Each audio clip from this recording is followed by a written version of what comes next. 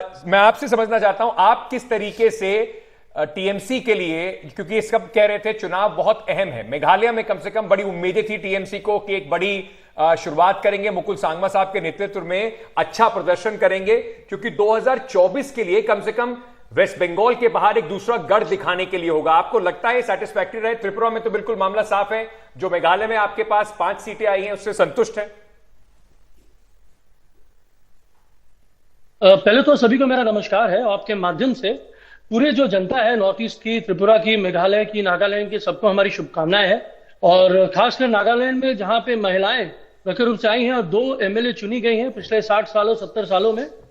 और जहां तक बात है, जब कांग्रेस गिनवाती है कि बीजेपी ने कुछ काम नहीं किया, मुझे कभी कभी हास्यास्पद लगता है कि ये भूल जाता है कि 50-60 साल इन लोगों ने ही राज किया था, लेकिन उन्होंने शायद काम नहीं किया।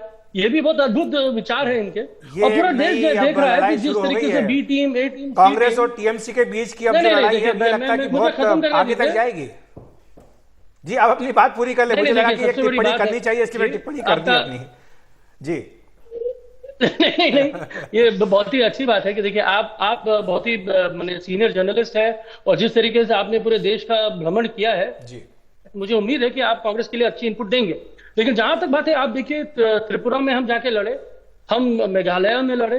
मेघालय में जो हमको उपलब्धि मिली, हम अभी भी संतुष्ट नहीं है, क्योंकि देखिए हम कर्मवीर हैं, हम कर में भरोसा रखते हैं। हमारी जो नेत्री सुश्री ममता बनर्जी, जिन्होंने पद यात्रा करते करते पूरे प्रांत को जागरूक किया।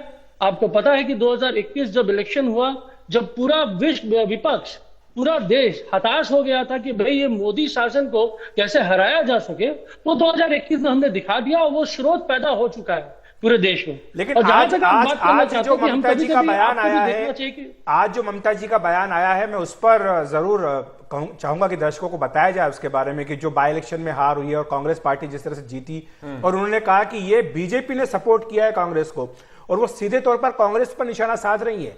तो ये जो 2024 में एक विपक्षी एकता का प्रयास था कांग्रेस और टीएमसी के, आप साथ आ पाएंगे? मैं जो कांग्रेस की प्रवक्ता हैं सुजाता जी, उनके पास जाना चाहूंगा और ये सवाल उनसे पूछूंगा कि ममता दीदी तो बहुत नाराज है, लेकिन ज्यादा नाराज अब कांग्रेस से है।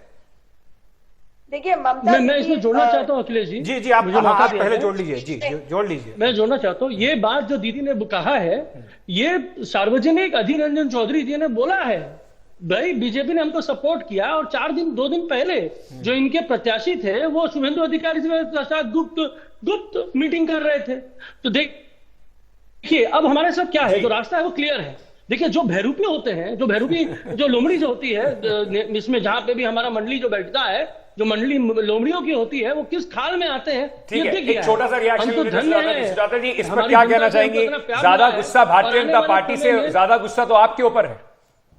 देखिए, जब हार होती है अपने गढ़ में, क्योंकि इस वक्त वो मुख्यमंत्री हैं, तो ये लाजमी है। लेकिन अगर भाजपा ने किसी कैंडिडेट को सपोर्ट कर दिया होगा, तो भी आपको ये देखना होगा कि वो आपको हराने की कोशिश कर रहे हैं। वही भाजपा हमारे साथ भी करती है, ऐसे कोई नई बात नहीं है। लेकिन भड़बड़ाना नहीं चाहिए, क्योंकि जनता आखिर सनातन होती है। और छोटा सा मैं वापस आ रहा हूँ अखिलेश जी, ये जो अभी हो रहा है ना, भारतीय जनता पार्टी को हराने निकले थे, लेकिन आपस में राहुल गांधी ने एक रैली करी पूरे नॉर्थ ईस्ट में, वो मेघालय में करी, और रैली में आधे से ज्यादा समय उन्होंने टीएमसी को कोसने में निकाला। और फिर बात करते हैं कि हमें ऑपोजिशन यूनिटी मिलके, तो शायद ऑपोजिशन की पार्टीज को भी सोचना होगा कि उनका लक्ष्य क्या है, अपनी अपनी जमीन बचाना या 2024 में नरेंद्र मोदी को हराना। छोटा सा एक ब्रेक ले रहे हैं, वापस आ रहे हैं, हमारे मेहमान हमारे साथ जुड़े रहेंगे, इस पर और भी चर्चा करेंगे, बने रहिए हमारे साथ।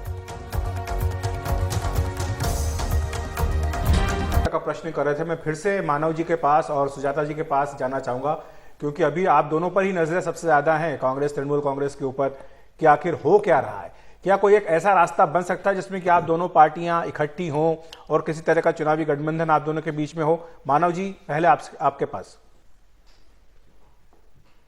पहले तो देखिए अखिलेश जी, मैं बार बार बहुत सम्मान करता हूं आपका, और जिस तरीके से आपने जो समीकरण की बात करी है ना, बीजेपी की उपलब्धि क्या है, ये सब लोग गिनवाते हैं कि भाई बीजेपी ने जीता, बहुत सारे काम बीजेपी ने किए। हम बीजेपी के विपक्ष में हैं, हम कांग्रेस के विपक्ष में नहीं है। लेकिन जिस तरीके से कांग्रेस और बीजेपी और ये ए बी टीम वाली जो केमिस्ट्री है, जब अधीर रंजन चौधरी जी जब कुछ ऐसे बात करते हैं तो ये दिख जाता है।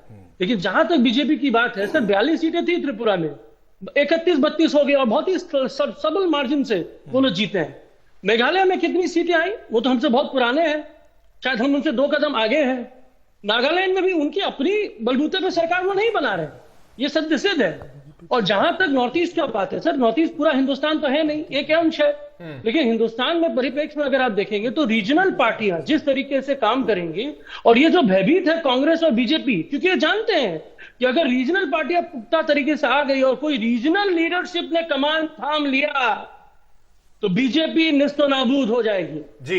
और जो सुरक्षा कवच है पूरे देश में वो ममता बनर्जी है, क्योंकि बीजेपी को मैं आपको एक सेकंड के लिए रोक रहा हूं क्योंकि प्रधानमंत्री नरेंद्र मोदी जी इस वक्त भारतीय जनता पार्टी, आप देख रहे हैं कि G20 विदेश मंत्रियों का सम्मेलन भी चल रहा है, तो इसलिए ये उनका वहां जाना मुश्किल है, तो इसलिए यहां से ये धन्यवाद और आभार व्यक्त होता है। छोटा सा एक ब्रेक ले रहे हैं। प्रधानमंत्री नरेंद्र मोदी जब पहुंचेंगे तो उसके बाद लगातार आपको वो तस्वीरें दिखानी होंगी, तो छोटा सा एक ब्रेक अभी ले लेते हैं, वापस आ रहे हैं, बने रहिए एनटीवी इंडिया के साथ।